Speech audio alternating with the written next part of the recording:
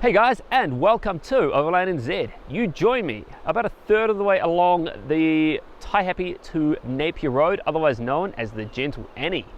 I'm currently down at the Rangatiki River, which is a pretty cool little spot. Amazing river just here and a cool little bridge up behind me. And basically I'm pushing out towards the Hawke's Bay. So we're heading from Taihape across to almost Napier. Along the way, we're going to be taking as many side routes as we can to get up into the Kaweka Ranges and into the forests around those hills. There are a few really cool spots. All going well, we're going to get up to the Comet Hut this evening for sunset, although it's a little bit later than I wanted. A logging truck decided that it wanted to fall over and caused me to have to take a massive diversion, so we'll see. Then we're going to go to Kaweka campsite tonight, which is mint, absolutely mint, and then from there push over to the Hawke's Bay and then up into the hills where possible. This episode is brought to you by Overland Navigator. With tracks and campsites all over New Zealand and all the details you need to explore, finding your next favourite spot has never been easier. Grab it from the app or the Play Store and start exploring today.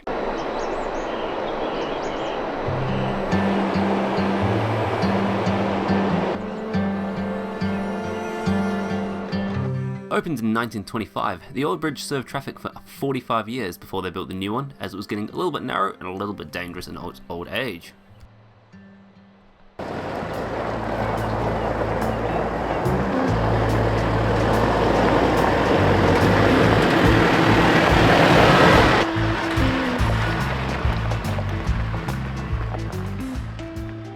Back in the, I'm going to say olden days here, the Gentle Annie used to be gravel the entire way. These days it's sealed from Taihape all the way through to Hawke's Bay, which I guess that's fine. It's a shame, but it's fine. But it's still a really cool drive through the hills and takes you through some stunning scenery once you get up into the Kawekas. It also sends you through about 1,000 meters of altitude, which is kind of cool. And it was snowing up here the other night. I don't think it's that cold anymore, and I don't expect to see any snow, but that'd be kind of cool. So yeah, I'm kind of stoked to be back here and driving this road yet again. It's been a while. The weather's not looking flash, but it doesn't matter. You're out here doing it, that is the main thing. With the farmland done, I hit the Kaweka Forest and some really cool views. And before too long, it was time to turn off the seal and onto the gravel.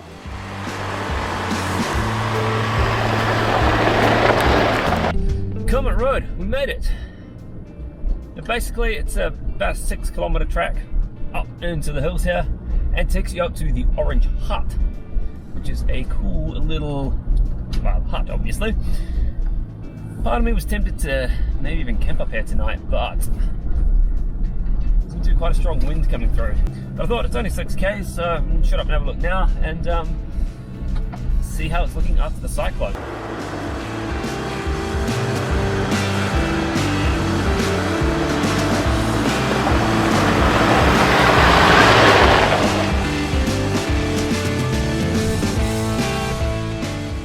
As I climbed higher and higher into the hills, the weather was getting worse and I was getting less and less hopeful for the sunset that I was after that evening.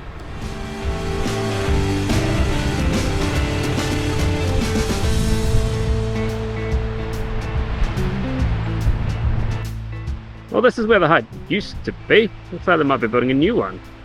Maybe? I'll do some research and maybe voiceover what's happening, but there's no hut here today. Well, that's kind of strange. The hut's gone. That would explain why the road is so good today and that they're bringing supplies up and down. Oh well, anyway, first I'm going to push out of here now and off to the campsite. I'm assuming it's going to be getting dark by the time that I get there. So it turns out the hut was removed due to vandalism. It's been shifted somewhere else in the forest where it's a little bit harder to get to with a vehicle.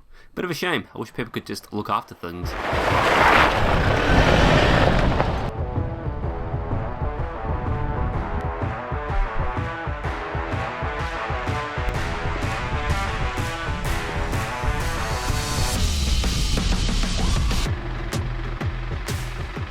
Hopefully you guys can see me. It's going almost dark, but that was worth it. Sunset from up here, out over, I guess it's the Central Plateau over there. It was amazing. Anyway, flicked on those laser lamps and it's time to head down the hill and go find camp. It's getting dark, it's getting cold, it's getting windy. I'm excited. That was, to be honest, the entire reason I wanted to come up and do this road was to get that sunset. So I'm glad that that timed up real nicely.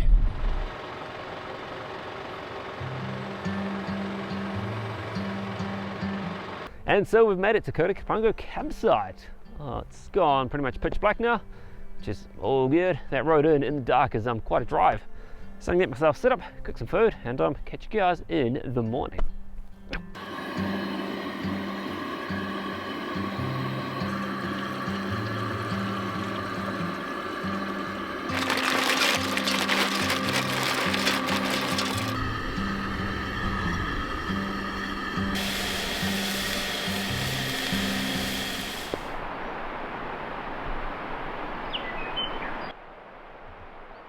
I woke up to a picturesque campsite the next morning. The wind had dropped and it was absolutely stunning.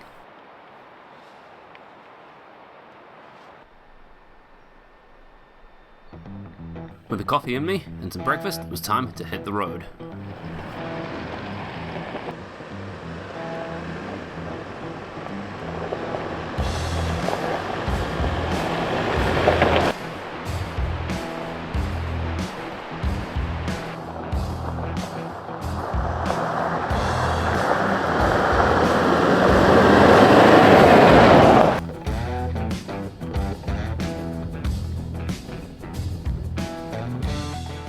An area I've been wanting to get back to for a while is the Kaweka Road. It's recently changed with the cyclone that came through, and I wanted to go up, remap it for Overland Navigator, and explore some of the areas.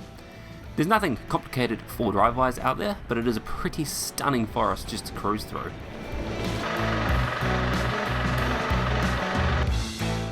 From the road end, there's a 45-minute or so walk down to some lakes too. It's well worth it if you've got the time.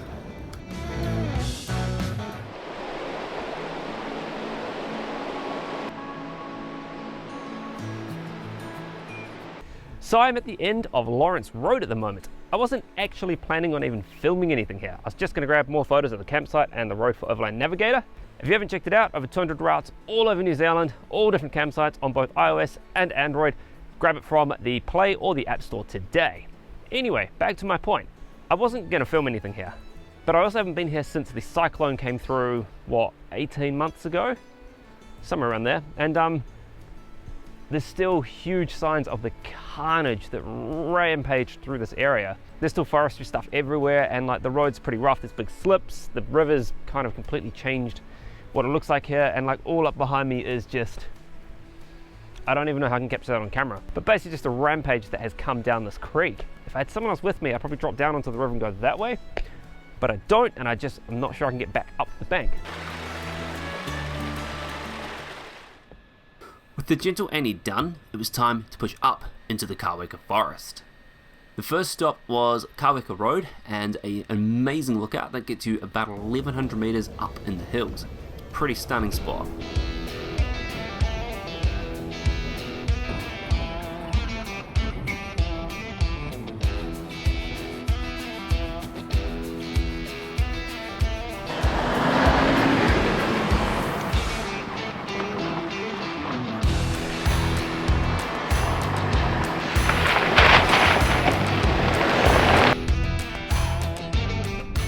We are 1100 meters up in the Kawekas right now. It is blowing an absolute gale. I can't even get my camera to balance to do this shot. But what a view. This place is awesome. It's only a few k's up from the road and well worth it. It is such a cool place to come. And there's even some snow out on the hills there just to top this off and make it well worth the drive up the hill. Cool place.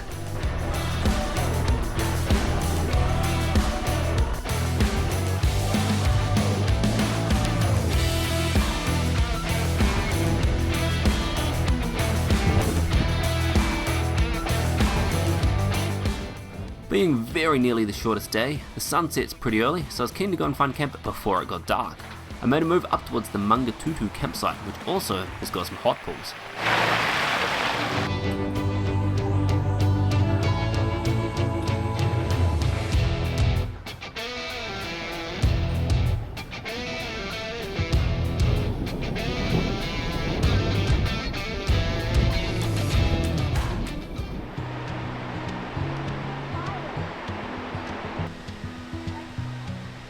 I made the short hop down to the hot pools to check them out and stick my feet in the water. It was super busy though, so I didn't really feel that comfortable taking my big camera down there. They are well worth the drive though. They're super warm and quite a nice place just to hang out for a while.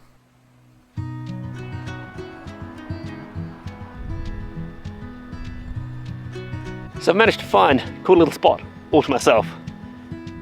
Not complaining about that.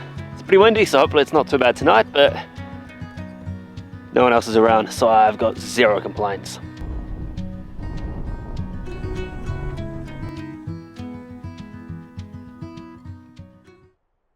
Being the last day of my trip, I was up and out of camp early that morning. I had one more place I really wanted to get to and knew it was going to be quite a drive.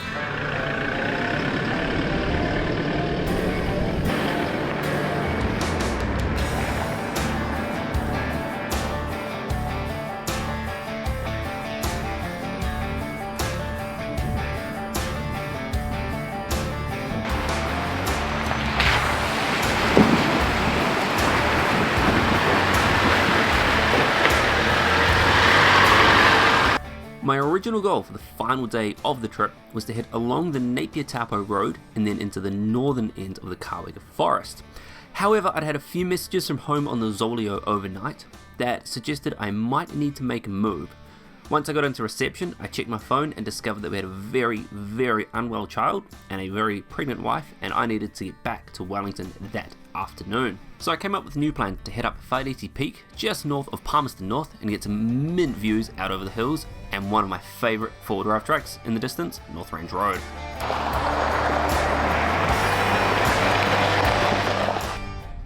Unfortunately, the weather didn't really play ball, but the gaps in the clouds were amazing and the view out over the Manawatu was pretty cool. Well, it's not quite the Kawekas like I had planned, but the views like this, I'm not complaining. It's a cool place just to stop on the way home and basically soak it all in. Like, this is probably going to be my only winter trip this year. By the time, where are we now? By the time this video comes out, we're basically going to have a newborn, or very nearly will have a newborn. So I'm going to be stuck a little bit closer to home, but don't worry. There will be probably a day trip here and there, and I've got quite an exciting bit of news coming up. I think it'll be the next video after this one, probably. I'm stoked. It's been a couple of years in the making, and to finally get the opportunity to do this, it's going to be cool. Anyway, I hope this has been enjoyable, if not slightly random at the end part here. Everything I've done will be in Overland Navigator, including that little sneaky campsite I found last night. And this is something you could do, minus this bit maybe, in a weekend. Basically zip right around the outside of the Kaweka Forest, and I'm still gutted I didn't get into that final bit. But that's okay, it is what it is. Thanks heaps for watching, and I'll catch you next time on Overland NZ. Something a little bit different, but I'm very excited. See you later.